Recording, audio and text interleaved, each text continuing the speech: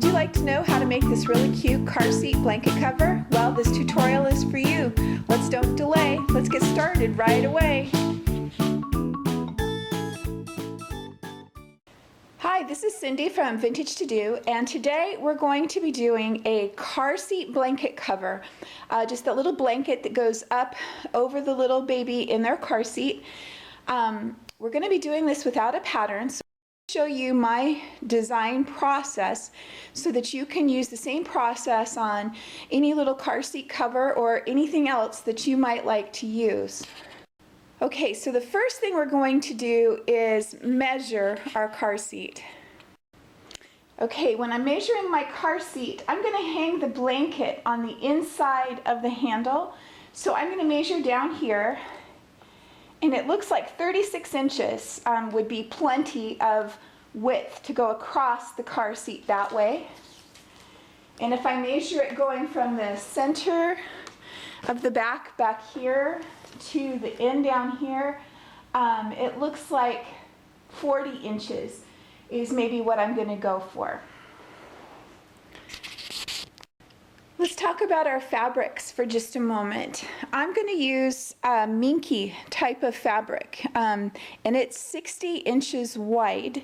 So I can get by with purchasing 1 yard of the minky, because I will use the 36-inch length as the width, and then I'll have to cut it off because it's going to be 60 inches long going from the front to the back. Now, this is a non-directional fabric, which means it doesn't matter which way it goes, so that works really well. The other fabric I'm going to use is just a plain quilt weight cotton fabric, and I have already pre-washed it. You can see the ends are a little bit raveled because I know this will shrink, and I don't think that the minky is going to shrink, so I wanted them to be the same, because you're probably going to wash this several times and you don't want the lining of it to shrink up and cause your blanket to pucker. So I know that this cotton fabric is about 42 inches wide, so I can make that the length, and then a yard of it would give me the width, the same as the minky, but I also want to cut the straps out of this, so, and I know it's going to shrink, so I'm going to get myself 1.25 yards of this, so I have enough to make the straps and allow for a little bit of shrinkage. So that's the fabrics. Okay, I've placed the cotton fabric over the top of the car seat.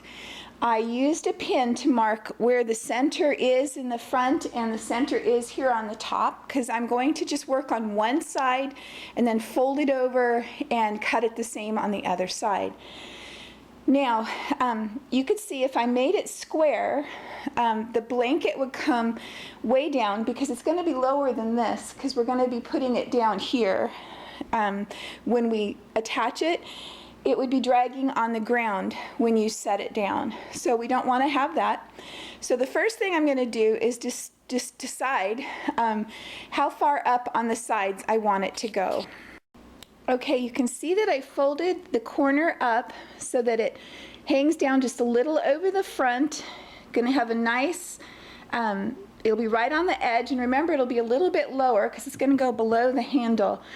But it's going to be far away from the ground. And I just decided where I wanted it to go across in the back too. And at this point, I'm not sure if those are exactly the same or not. So I'm going to make this the front, this the back, and then I'm going to go ahead and cut that, keeping track of which one is the front. And I like working with the cotton fabric better than the minky fabric to do the patterning like this, because minky fabric stretches, the cotton does not. So use the cotton when you're making your pattern. Before I take this off and begin cutting this for my pattern, I attached a safety pin right here, so I know that that is going to be the front of my little blanket cover. Okay, I measured it up, and the two pieces, the front and the back, are very similar, so I'm going to cut them the same. I went and cut a piece of freezer paper. You could use wrapping paper, newspaper, anything that you have that's big enough. I want it to go from where where this triangle starts and stops, and I cut it a really shallow curve, and it's going to add an inch to the length of it, but I wanted that sweeping curve. So now what I'm going to do, I'm going to unpin my triangle, and I'm going to cut the corner off to be this curve, and I'm going to do that on the front and the back, and then I'm going to turn it over and show you how to cut the other side. Before I cut all my other corners, I put it back on and I checked. I like the way it looks, and it fit fine, and so now I'm going to go ahead and cut this back corner back here. Okay, you can see I'm getting ready to cut the back side, and I folded it over, but I'm going to cut this selvage off here because that's going to be bigger than our seam allowance. So let me do that. Okay, you can see the selvage is gone. So now I'm going to just go ahead and cut the back just like I did the front. I'm just going to start here using that as a pattern and go around. Alright, now what I'm going to do, I'm going to fold it in half the other way, matching my folds. Let me see, are we good and lined up? Perfect. So now I'm going to cut right here. And that will give me all 4 corners cut off. So there we go.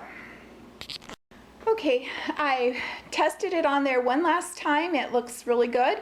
So now what I'm going to use is that as the pattern and cut out my Minky fabric exactly the same size. Okay, I wanted to show you probably my best tip in this entire tutorial. When I'm ready to cut out my Minky fabric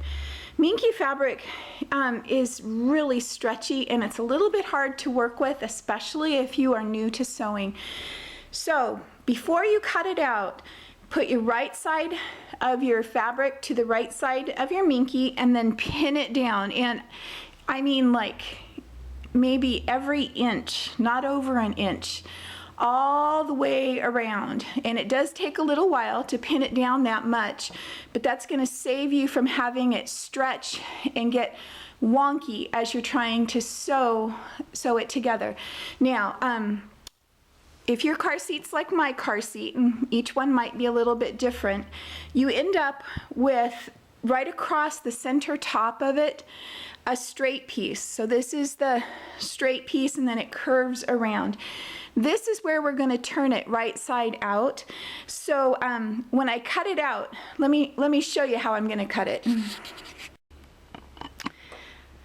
Okay, as you can see, and of course you would do your pinning so that you can still cut this edge so that it's exactly the same size. So your pins are all out of the way.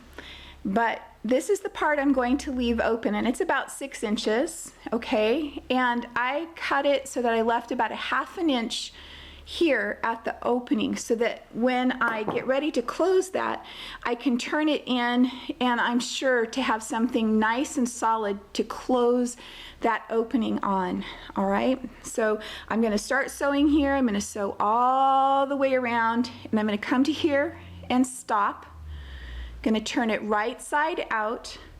I'm going to turn this to the inside, and then I'm going to top stitch all the way around. So let's go complete that and see what it looks like. Okay, so here I am set up at my machine, and you can see this is the part that we left a little bit bigger, and I'm going to start sewing right there.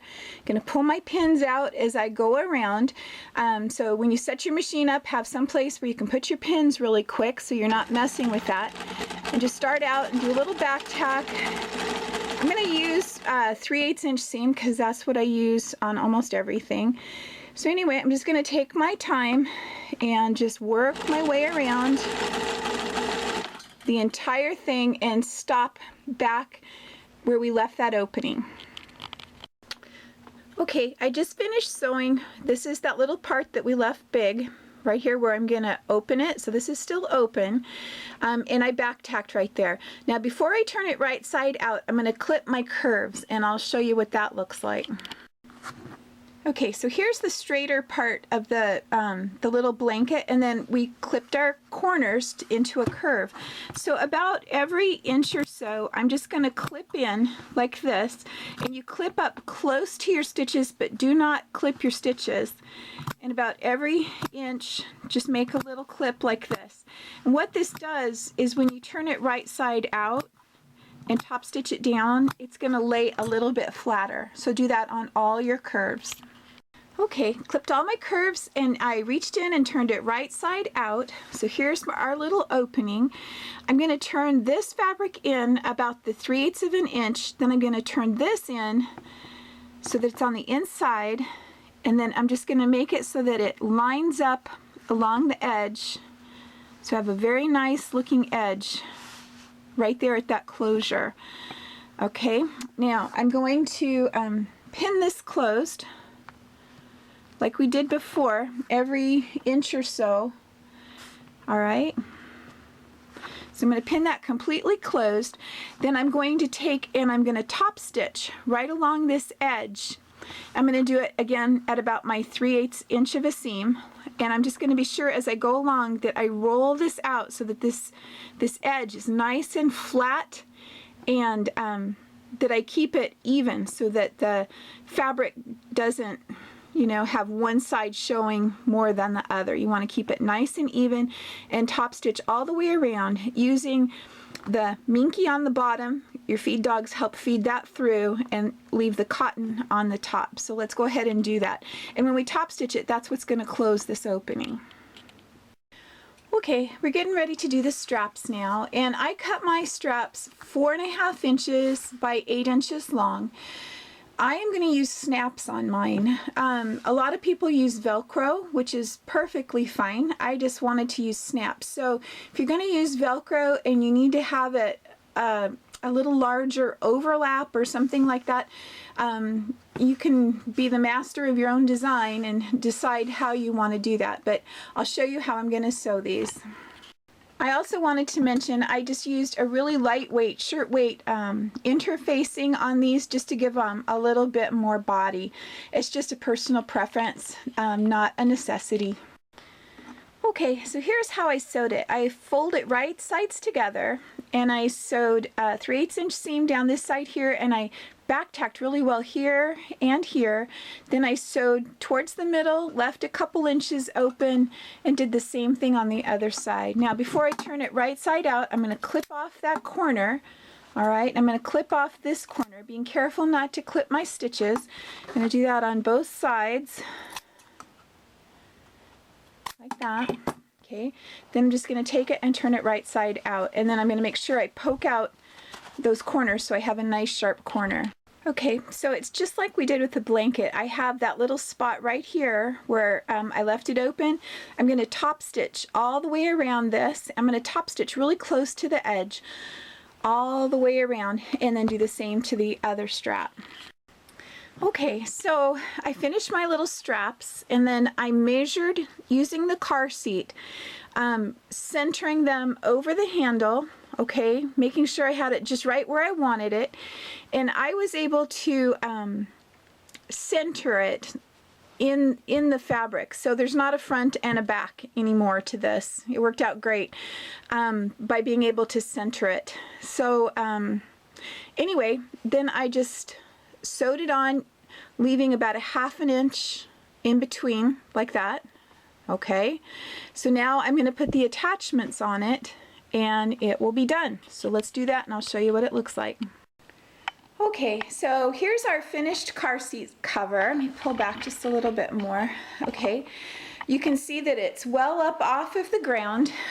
This isn't going to touch when you set it down, and gives plenty of room. It's really cute. When you measure these, I measured it by coming out, measuring it over the top this way so that I could find where I wanted those to be. So that's one little tip. Like I said, you can use Velcro if you don't want to use the snaps. So anyway, I hope you enjoyed this tutorial, and until next time, this was Cindy from Vintage to New.